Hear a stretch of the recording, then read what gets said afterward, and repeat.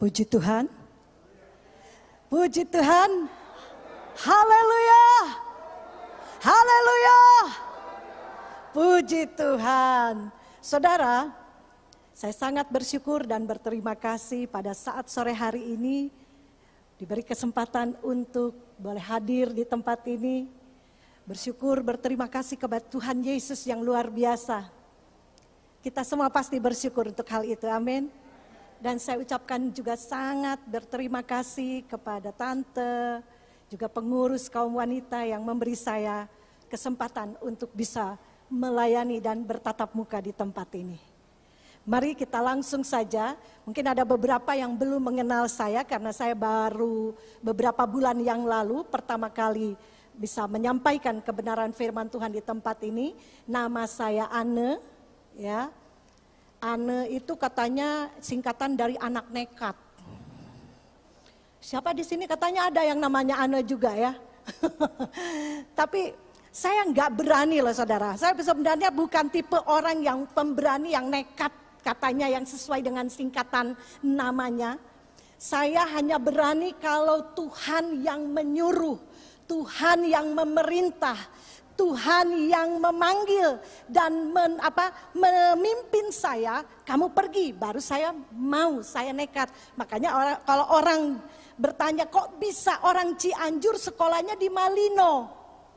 Saya orang Cianjur, di Cianjur itu ada sekolah Alkitab, nggak kurang kan gitu. Sampai pimpinannya sendiri negur saya, kamu kurang apa di Cianjur? Kok sekolahnya di Malino? Saya katakan, saya bukan nekat om, tapi karena saya disuruh Tuhan, diperintah Tuhan. Jadi nantilah ya ceritanya itu panjang. Ada banyak hal yang ingin saya ceritakan sebenarnya. Tetapi mari kita saat ini fokus kepada kebenaran firman Tuhan. Di mana saya diberi kepercayaan untuk menyampaikan firman Tuhan dengan tema.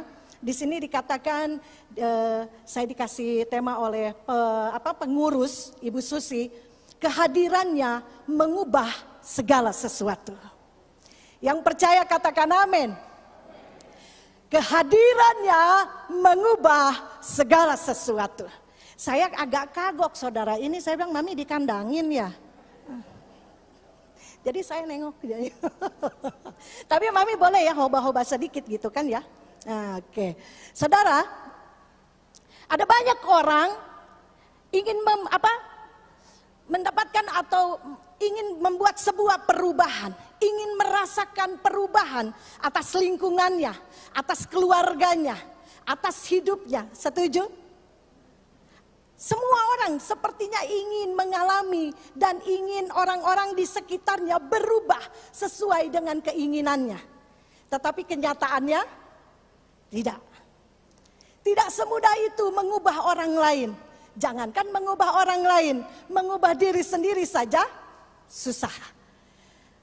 Mengapa ada banyak orang ingin alami perubahan sampai buat resolusi setiap tahun? Sebentar lagi kita kan mau tahun baru ya.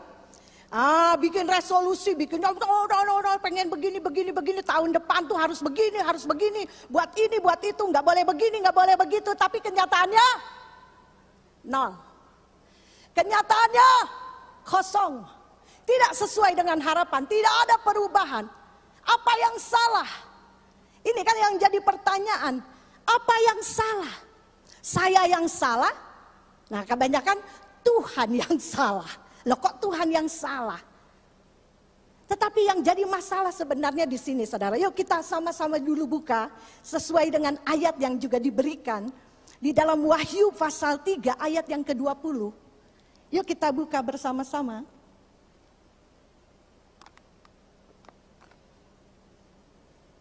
Ini orang siapa gitu ya. Tadi mau memberi perkenalan sedikit. Nama saya Anne Agustine. Di depan saya ada suami saya yang luar biasa. Terima kasih juga yang suka setia banget mendukung saya, nganter-nganter saya. Terima kasih ya Pak ya. Tuhan memberkati. Beliau ex pengerja, kaum muda juga pengerja di tempat ini. Jadi untuk beberapa orang mungkin sangat mengenal suami saya. Tetapi banyak yang belum kenal dengan saya, tetapi hari ini saya percaya makin dikenal makin disayang kan, amin. Ya, makin kita mendengar firman Tuhan, makin saudara bisa mengenal karakter atau sifat saya. Saya orangnya lebih happy gitu kan. Suami saya pendiam. Kalau saya bukan agak katanya bawel gitu kan. Tapi puji Tuhan sudah dikuduskan, diluruskan bawelnya untuk menyampaikan firman Tuhan. Amin. Yuk sama-sama kita buka di dalam Wahyu pasal 3 ayat yang ke-20. Kita akan baca bersama-sama 2, 3. Lihat, aku berdiri di muka pintu dan mengetok. Jikalau ada orang yang mendengar suaraku dan membukakan pintu, aku akan masuk mendapatkannya dan aku makan bersama-sama dengan dia dan ia bersama-sama dengan aku. Nah ini saudara, kita mau mempelajari kebenaran ini bahwa letak kesalahan orang Kristen kalau tidak terjadi perubahan atas hidupnya karena mereka mengadopsi atau mencontoh cara-cara dunia. Padahal firman Tuhan katakan lihat. Kata lihat di sini buka matamu. Ketika engkau ibadah, ketika engkau melakukan segala aktivitas, ketika engkau melakukan apapun juga sebagai ibu-ibu mengurus anak, ya bukan mengasuh suami, mengasuh anak, mengurus suami gitu kan. Lakukanlah, lihatlah bahwa ada Yesus di tengah-tengah kita. Ada Yesus di samping kita. Makanya kenapa ada banyak orang suka asal-asalan. Karena mereka nggak sadar bahwa Yesus sebenarnya ada di dekat dia. Ini yang dikatakan iman. Nah, beberapa bulan yang lalu saya khotbah di sini tentang iman. Apa itu iman? Saya ingin kalau masih ada yang ingat, iman itu apa sih? Iman itu adalah percaya 100% bahwa Allah itu ada dan Allah sanggup melakukan segala perkara termasuk mengubah kita, mengubah situasi, mengubah keadaan, mengubah pasangan hidup kita, mengubah anak-anak kita. Amin. Karena dia sanggup melakukan segala perkara sambil kita terus-menerus melakukan firman Tuhan. Jadi bukan cuma percaya bahwa Yesus itu cuma ada, Yesus sudah lahir, tetapi kita harus juga percaya dan melakukan firman Tuhan. Baru itu iman, saudara. Makanya kenapa banyak orang tidak berubah setiap tahun jadi orang Kristen sama aja. Ada 3 macam orang katanya di dunia ini. Yang pertama model batu. Ada nggak ada sama aja. Halo, di sini ada yang kayak gitu? Ada nggak ada, sama aja, nggak ngaruh, nggak ngefek. Apa yang cuma tumben dia datang kan gitu. Halo, ada yang tipe setan. Ya Allah setan. Iya katanya, saya juga katanya. Ada dia, udah masalah. Ada dia, udah kacau. Ada dia, pokoknya enggak ada yang namanya bagus-bagusnya. Nah ya kan, tipenya tipe setan katanya gitu kan. Tapi ada yang tipe malaikat. Ya saya percaya sini ibu-ibu semua tipe malaikat ya kan. Kata Syahrini mah manis manja. Ya semua baik manis-manis. Maju mundur cantik. Yang tipe malaikat itu yang kayak gimana? Dirindukan. Aduh kalau nggak ada lu nggak rame. Amin. Nggak ada lu kayaknya suasana nggak wah. Nggak ada lu pokoknya nggak wow. Dirindu-rindukan. Nah saudara mau tipe yang mana? Kalau saudara meyakini bahwa Yesus ada dalam setiap aktivitas kehidupanmu, engkau akan menjadi tipe yang malaikat. Kehadiranmu, anakmu berkata, aduh mami, gak ada mami itu gak rame. Anak saya, begitu dengar saya mau ke Kalimantan, semua rame. Bukan rame, oh ya mah pergi aja ya, setahun mah gak usah pulang-pulang. Oh enggak saudara, model kayak gini disayang.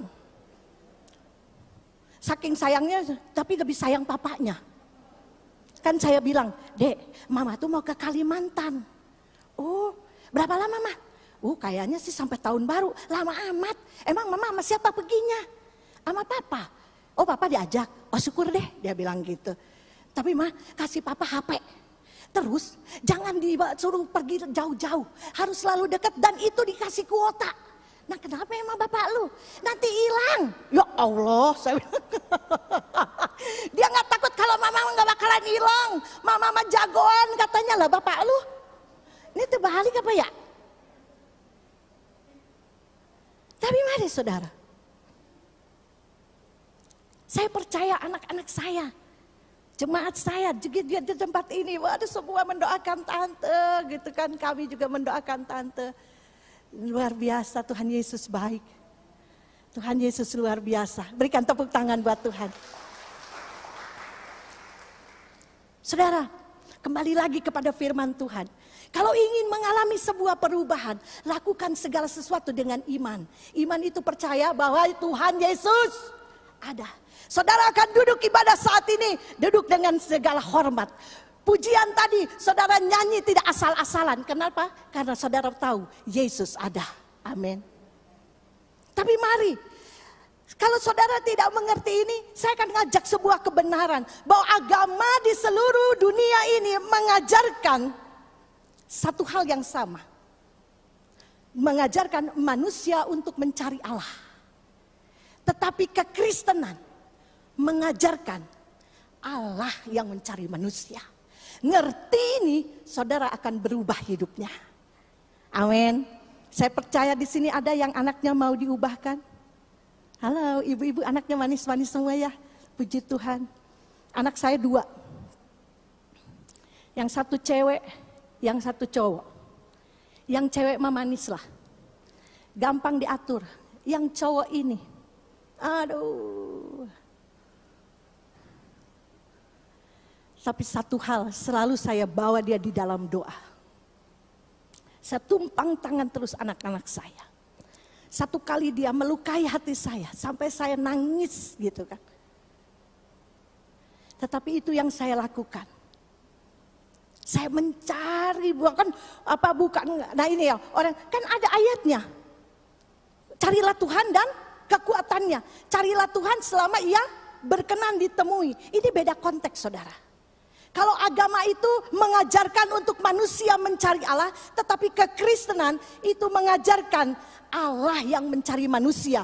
Barulah setelah manusia bertemu dengan Allah yang mencari dia, dia bisa mencari Tuhan untuk membangun sebuah hubungan. Amin. Amin. Nah ketika hubungan inilah, saudara mari kita baca. Saya ingin tidak mempersulit ayat ini. Saya ingin mensederhanakan karena ini diambilnya dari kitab Wahyu. Saya bilang wow hebat banget ini kaum wanita di sini.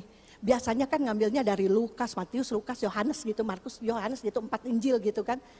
Ecek-ecek kalau istilahnya udah biasa. Tetapi ini langsung ke kitab Wahyu.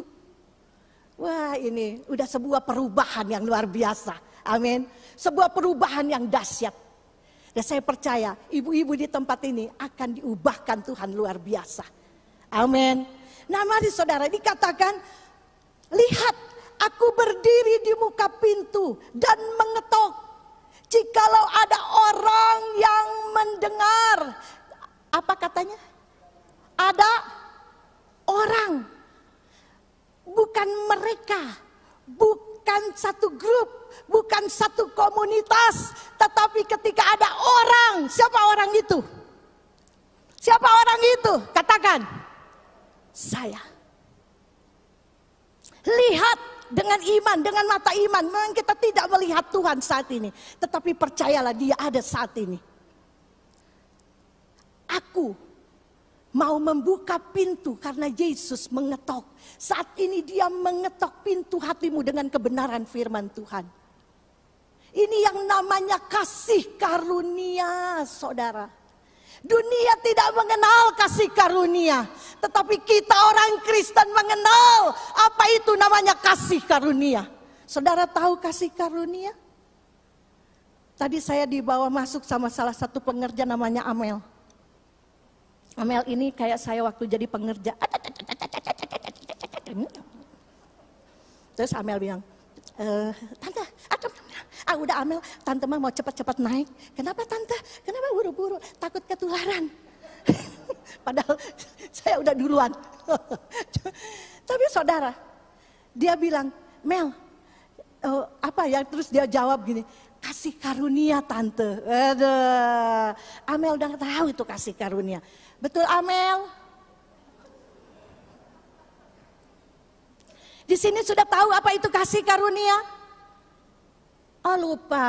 Oke, kalau lupa saya akan ingatkan. Apa itu kasih karunia?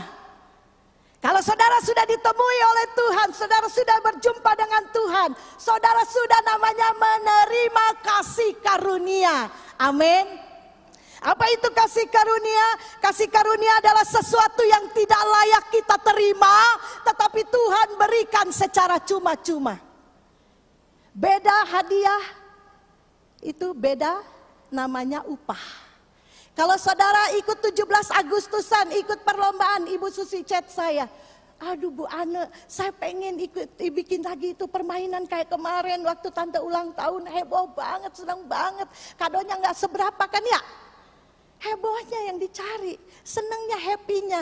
Karena kebersamaan di dalam Tuhan, amin. Tapi saudara, waktu Ibu Susi, wih jago banget Ibu Susi ini memperagakan pantomim. Sakius, oh dia bisa. Lazarus orang mati aja belum ya Bu? Memperagakan Lazarus orang mati belum. Tetapi saudara, ketika Ibu Susi menang, dia dapat.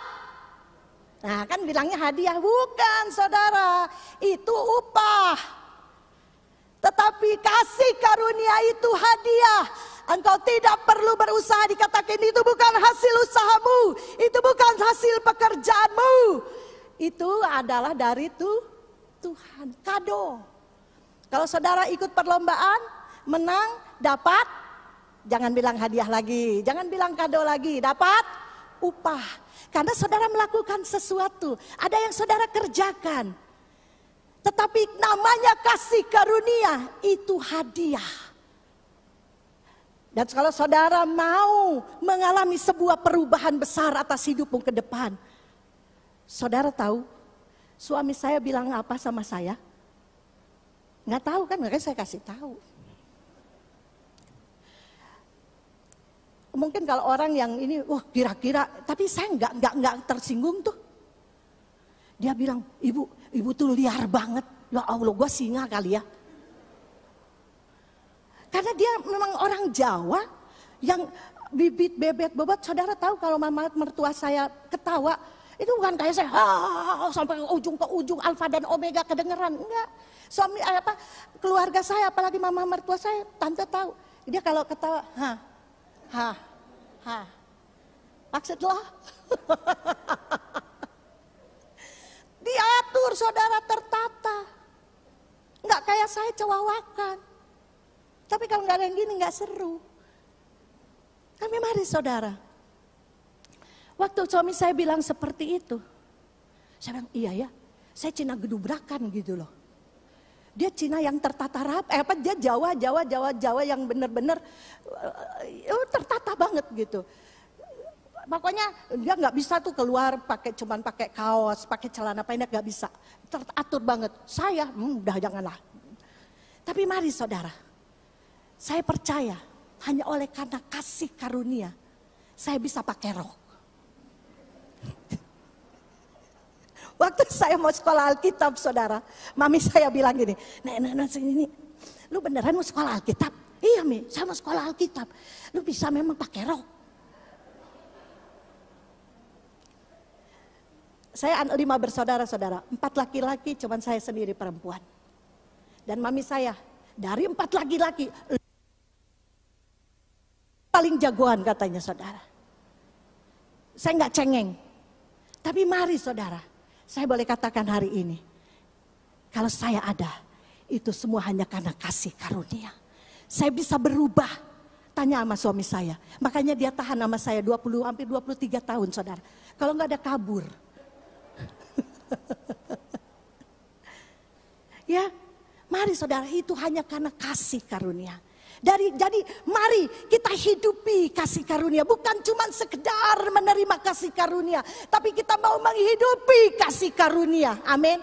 Di situ dikatakan, kita baca sekali lagi. Lihat aku berdiri di muka pintu dan mengetok. Jikalau ada orang yang mendengar suaraku dan membukakan pintu, itu namanya baru menerima kasih karunia. Tetapi terus dikatakan, aku akan masuk mendapatkannya, dan aku makan bersama-sama dengan dia, dan ia bersama-sama dengan aku. Jadi bukan cukup puas menerima kasih karunia. Untuk mengalami sebuah perubahan, engkau harus hidup dan menghidupi kasih karunia itu. Amin. Saudara mau berubah? Jangan cukup puas. Bilang sebelah kanan kirinya, jangan cukup puas terima kasih karunia. Jangan cukup puas menerima Yesus, mati masuk sorga. Belum tentu. Kita enggak menganut sekali percaya tetap percaya. Ingat, keselamatan itu perlu diperjuangkan. Keselamatan itu perlu dihidupi. Amin. Terus ada yang bilang, saya mah udah. Oh ya? Oh ya? Hah? Sudah menghidupi? Saya sudah menerima kasih karunia, saya sudah hidup dengan kasih karunia. Makanya saya bisa keluar negeri. Ya, turun naik pesawat kemana-mana. Ya, itu karena kasih karunia. Ada kan yang suka chat bikin status, puji Tuhan. Saya bisa ke sini, bisa ke sono, beli ini, beli itu. Terus judulnya apa? Karena kasih karunia. Gimana yang belum bisa keluar negeri? Halo, jangan keluar negeri, jangan ke RRC. Tadi saya baru tahu tante ada RRC yang baru. Saya pelayanan katanya, saya bilang RRC mana tuh orang? Nggak taunya rakyat Republik Cengklong. Kalau sini ada Lenteng Agung, ternyata di Tangerang ada RRC, Republik Rakyat Cengklong. Itu adanya di Tangerang, saudara. Nah, saya itu orang Tangerang, saya orang Tangerang. Tapi saya bukan Ciben, saudara. Saya Cipung, Cinta Kampung. Tapi kalau dengan Tuhan, nah ini yang namanya karena kasih karunia. Saya boleh ada saat ini. Saya bisa melayani. Itu karena kasih karunia Tuhan. Saya mau menghidupi kasih karunia. Saya mau berjalan dengan kasih karunia. Ciri-cirinya gimana sih orang-orang yang sudah menerima kasih karunia dan hidup dan menghidupi kasih karunia itu? Betul gak? Nah, kalau saudara ngerasa udah pede banget, saya udah kok terima kasih karunia, saya sudah menghidupi kasih karunia. Ciri yang pertama, orang yang sudah menerima kasih karunia, hidup dan menghidupi kasih karunia. Yang pertama adalah tidak sombong. Halo? Somse. Tahu nggak somse? Sombong sekali. Kalau kata si Mandra, sombong amat. Wah. Orang sombong. Nah ini. Kalau di sini masih ada yang suka sombong, songong, apalagi itulah pokoknya ya. Orang sombong, songong, sotoy. Nah itu tuh. Suami saya nanya, Bu, ai sotoy itu apa? Itu jelas tentu dia orangnya ini banget, gaptek. Enggak kurang gaul. Bu, apa sih sotoy? Sok tahu papa, sok tahu. Terus kalau kayak koko kamu yang sok tahu banget itu ada nggak singkatannya? Ada apa? Soto babat. Loh kok soto banget? Ya, sok tahu banget. Ini kan soto babat yang suka sok tahu banget kebangetan. Dan itu ciri-ciri orang sombong. Suka merendahkan orang lain. Berdoa, Tuhan tambahkan jiwa-jiwa baru. Udah ditambahin. Disambut. Dilihatnya dari atas ke bawah. Lihatnya kayak begitu. Atau kan jiwa barunya kayak kabur. Terima di sini mah tapi manis luar biasa. Berikan tepuk tangan untuk ibu-ibu yang luar biasa di tempat ini. Amin. Saudara, orang sombong ini juga suka nggak mau disalahin. Nah, ciri-ciri orang sombong nih nggak mau disalahin. Dan dia suka cari pembenaran. Contohnya, di sini mah nggak ada ya bapak-bapak, tapi kalau misalnya nanti ibu-ibu saya ajarin ya. Saya suka ada anaknya ngerokok, atau suaminya masih ngerokok, atau siapalah gitu, saudara-saudaranya masih ngerokok. Mereka Kristen, tapi mereka suka bilang, mana ayatnya? Bener tuh. Saya mah orang Sunda, bener tuh. Mana ayatnya? Jawabnya gini, tuh di pom bensin. Tuh di pom bensin. Mana ayatnya? Udah nggak usah buka Alkitab, kecil gitu itu tulisannya kagak kebaca. Di pom bensin aja jelas gede, no smoking, betul? Kalau dia masih ngotot, mana ayatnya? Dengar, kalau pom bensin aja nolak lu, apalagi Nah itu dia, ya. Setuju? Kalau pom bensin saja menolak, apalagi sorga yang mulia. Jadi stop merokok, gitu bilang, oke? Jadi nggak perlu buka-buka ayat, kasih ayatnya yang ada di pom bensin. Orang sombong itu juga kadang-kadang, bukan kadang-kadang, memang bodoh. Makanya saya bikin tuh di YouTube, saya tuh bikin ilustrasi-ilustrasi. Saudara bisa buka Agustino Pramudito. Ceritanya begini. Orang sombong nih, orang kaya baru. Dari kampung, baru pertama kali naik pesawat. Nah dia pikir pesawat itu kayak angkot. Siapa cepat dia dapat. Jadi dia karena dia excited banget gitu kan. Dia naik ke pesawat, udah disuruh naik, dia duduk paling depan. Begitu ditanya sama penumpang yang lain yang duduknya harusnya di situ, Pak maaf, ini tempat duduk saya. Saudara siapa? Penumpang. Alah sama-sama penumpang, siapa cepat dia dapat. Ribut nih, kedengeran nama pramugari. Pramugarinya nanya, Pak maaf, boleh saya lihat tiketnya? Ada nona cantik. Nona cantik siapa? Saya pramugari di sini. Pramugari itu apa? Saya yang melayani semua penumpang di pesawat ini. Oh pembantu. Kalau pembantu mah nggak usah, dia suka pengen lihat-lihat tiket saya. Udah songong kan? Kemudian akhirnya laporlah pramugari sama pilot keluar. Pak maaf, Bapak sepertinya salah. Bapak harusnya duduknya ke belakang. Ini bukan tempat duduknya Bapak, coba dicari lagi. Nanti dulu, saudara siapa? Saya pilot. Pilot itu apa? Saya yang mengemudikan pesawat ini. Oh supir, nggak usah macam-macam. Kalau baru cuma jadi supir. Akhirnya supir jadinya. Pilot, pramugari, dan penumpang udah angkat tangan. Tiba-tiba ada satu orang, mendekati Bapak itu, membisikkan sesuatu. Dan Bapak itu cuma bilang, oh gitu, bilang kayak dari tadi. Dia langsung angkat kopernya, ambil di bagasinya itu kan. Kemudian dia keluar, dia cari tempat duduknya dan dia menempati tempat duduk yang semestinya. Kemudian Bapak yang membisikkan itu, ditanya sama pilot sama pramugari, Bapak hebat, Bapak pinter, kok bisa memindahkan Bapak itu yang ngotot, nyebelin, songong, bisa sampai dia di tempat duduknya yang seharusnya. Apa yang Bapak bicarakan? Saya mah gak pinter, dia aja yang bodoh. Iya Bapak ngomong apa? Cuman ngomong gini, Bapak mau kemana? Saya mau ke Jakarta. Oh sama dong sama saya. Pak yang mau ke Jakarta mah di belakang duduknya, yang di depan mah mau ke Singapura. Oh gitu, ayo ngomong dari tadi katanya. Nah orang sombong itu bodoh. Bilang kanan kirinya, nggak usah sombong, nanti bodoh.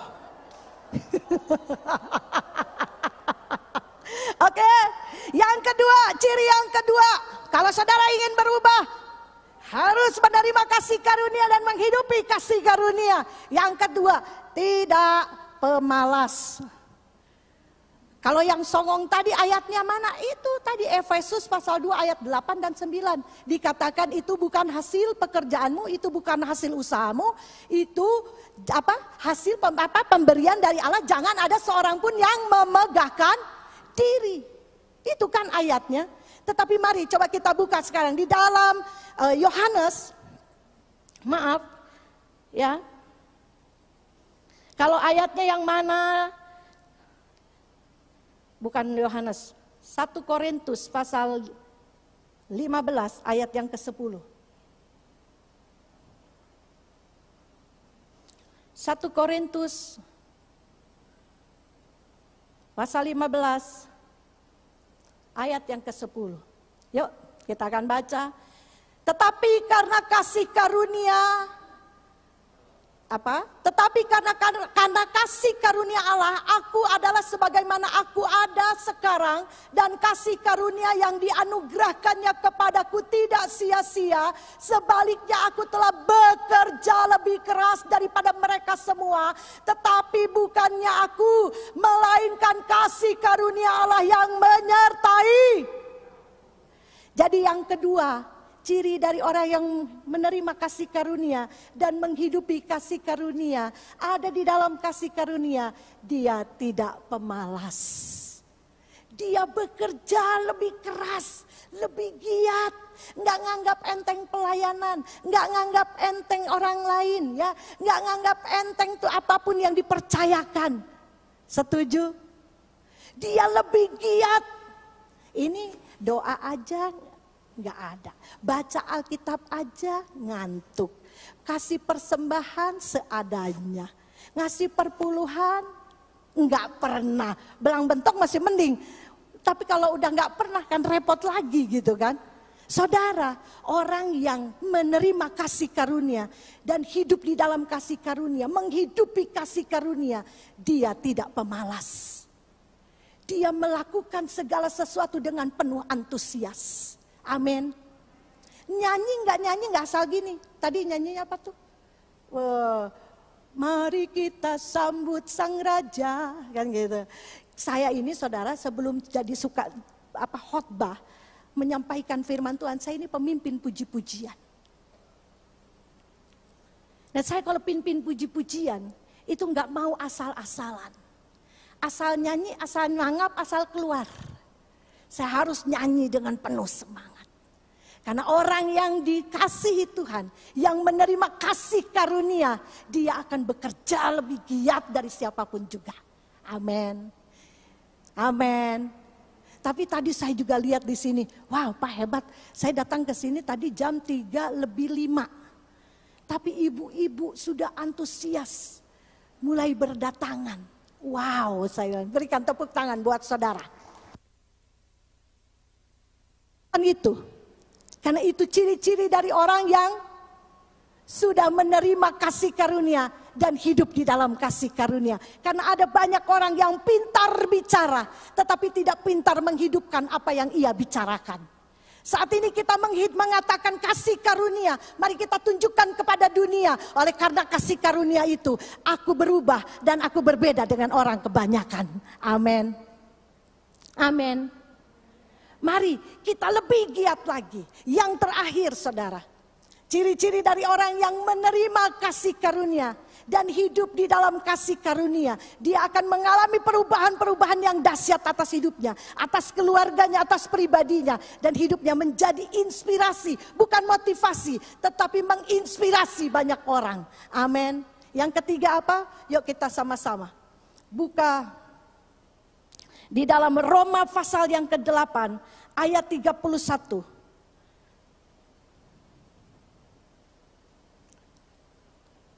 Sampai 37 sebenarnya, tapi diloncat aja ayat 31 dan ayat 37. Baca bersama-sama.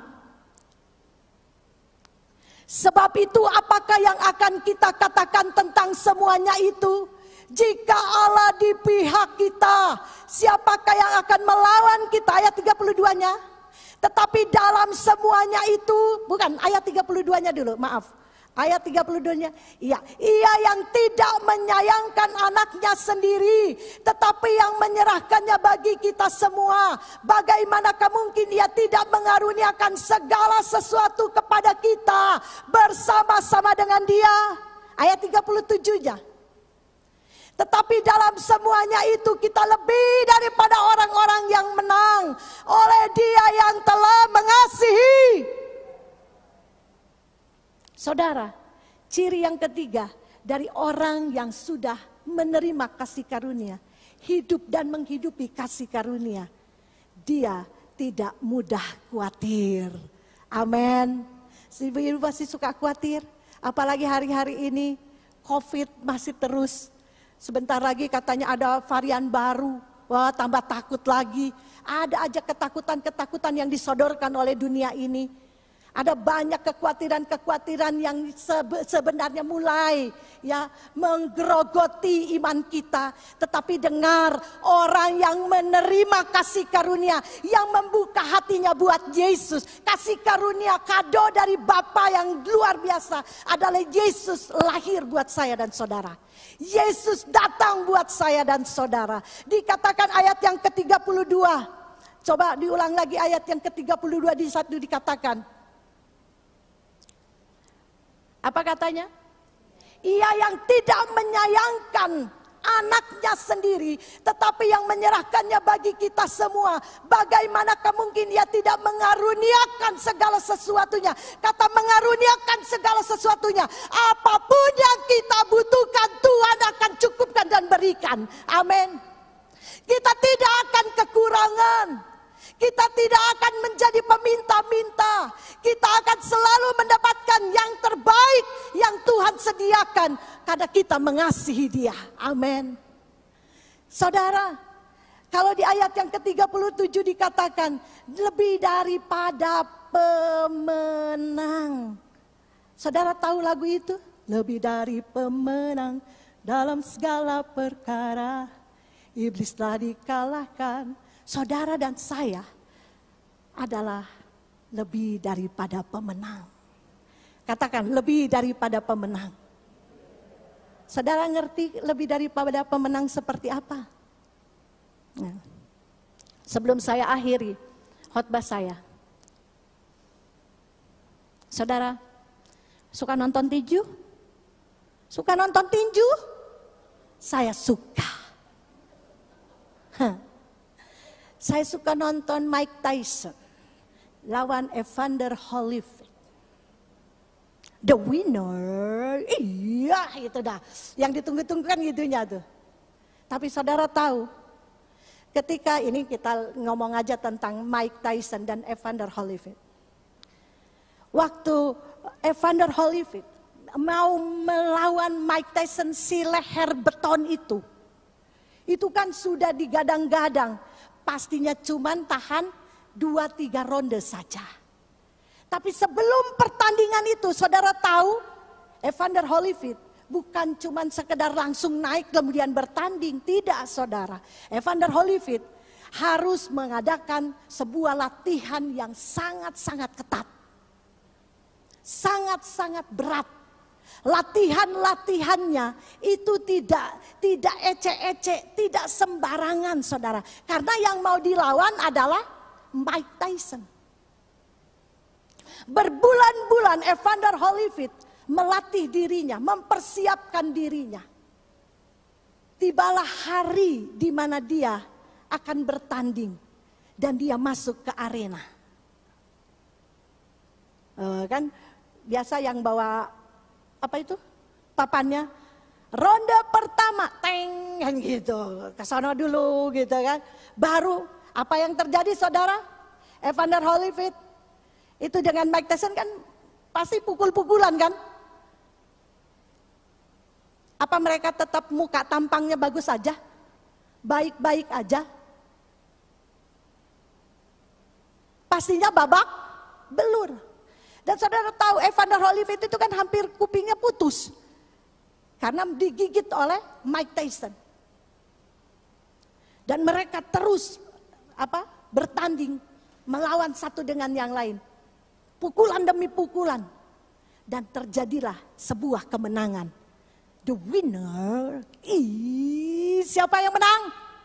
Evander Holyfield. Dia pemenang. Halo, yuk bilang Evander Holyfield adalah pemenang. Waktu dia diumumkan, kemudian dia dielu-elukan, diusungkan, dia adalah waktu dia cuci badannya, ya, bersihkan badannya, dia adalah pemenang, saudara. Begitu dia didatangi oleh manajernya, Don King ya, itu bukan manajer biasa itu. Itu yang biasanya mempertemukan kelas-kelas berat gitu kan, dengan bayarannya luar biasa, jutaan dolar. Waktu dia terima cek kemenangan, jutaan dolar, Evander Holyfield adalah pemenang. Dia naik ke mobil, dia pulang ke rumah, dia ketuk pintunya. I'm coming honey. Dia adalah, dibukain pintunya sama istrinya, dia adalah.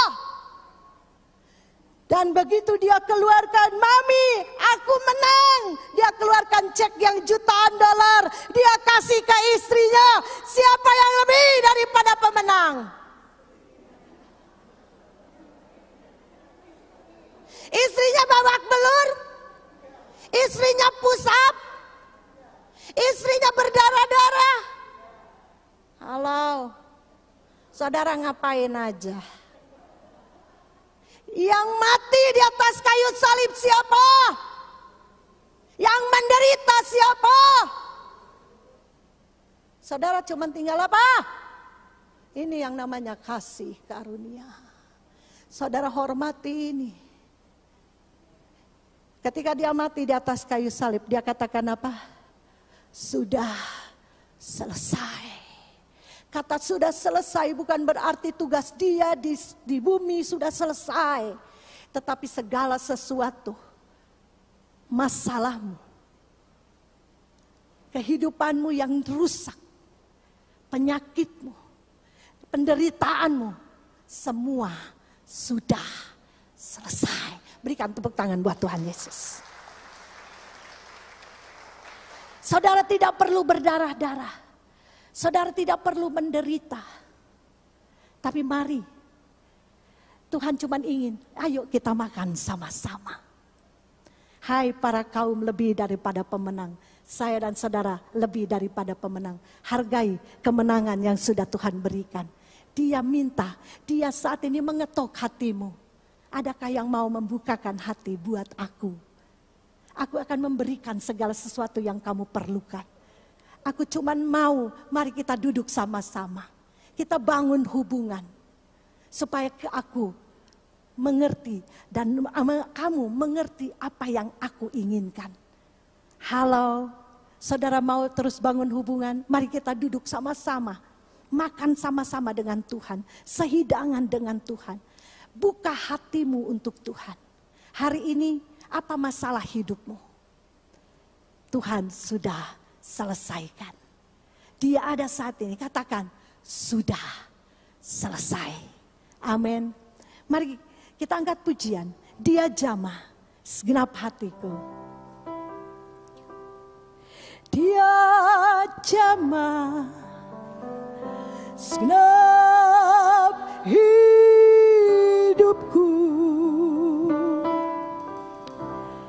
dan beri damai di hatiku.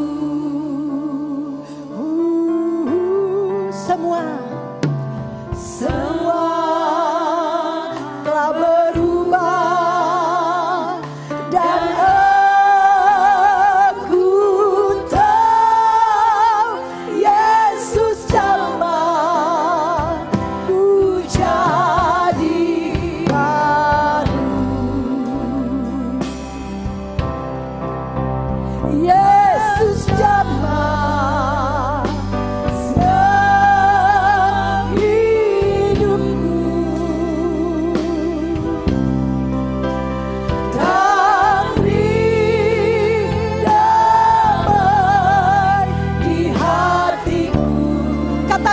semua telah berubah.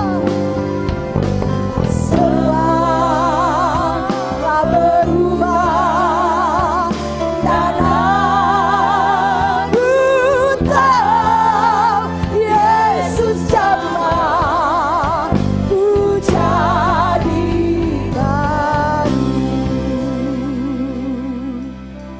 Saudara, saya tidak tahu apa yang menjadi masalahmu, apa yang menjadi pertanyaan-pertanyaanmu hari ini.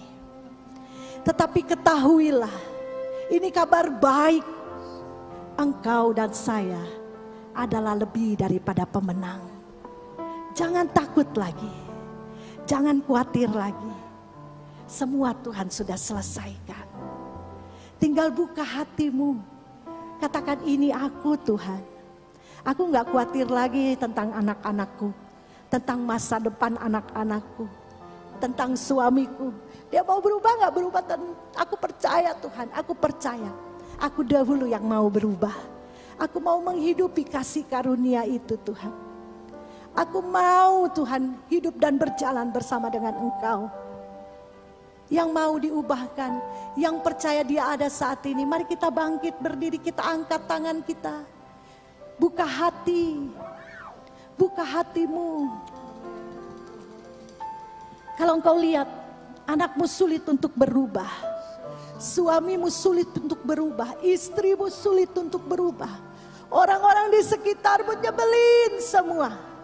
Tetapi ketahuilah, hari ini aku mengerti, aku yang harus berubah terlebih dahulu. Aku tidak mau lagi sombong. Aku mau lebih giat lagi berdoa, berpuasa, melayani Tuhan, melakukan yang terbaik untuk keluargaku. Aku tidak mau khawatir lagi. Segala sesuatunya Tuhan sudah tanggung dan Tuhan sudah selesaikan. Dia tahu yang terbaik. Saatnya hari ini aku berikan hidupku yang terbaik bagi Tuhan. Ampuni Tuhan. Saudara, orang sombong itu terus akan direndahkan. Orang sombong, orang malas itu tidak akan pernah mengalami perubahan. Terimalah kasih karunia dan hidupi kasih karunia itu. Engkau akan rendah hati, engkau akan antusias, dan engkau akan optimis menjalani hidup. Yesus ada, Yesus jamah. Yesus jamah selama hidupku, dan beri damai, dan beri damai di hariku. Katakan, semua telah berubah.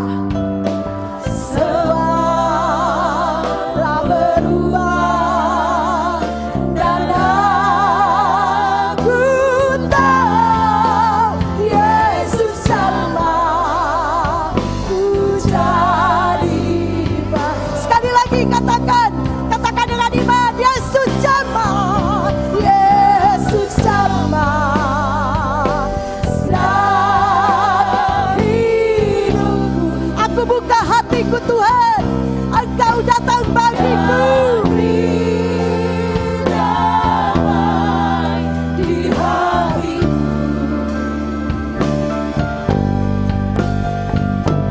Semua telah berubah, dan aku tahu Yesus jamah ku jadi baru.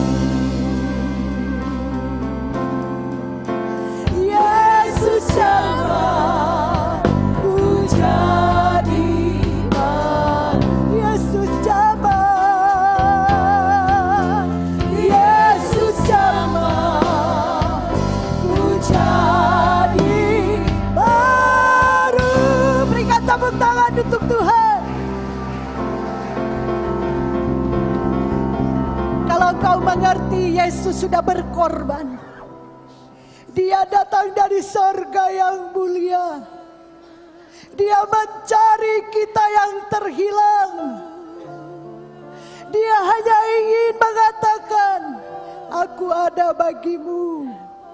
Hidup ini memang sulit, tetapi dengan kasih karunia, engkau akan melihat sebuah perubahan.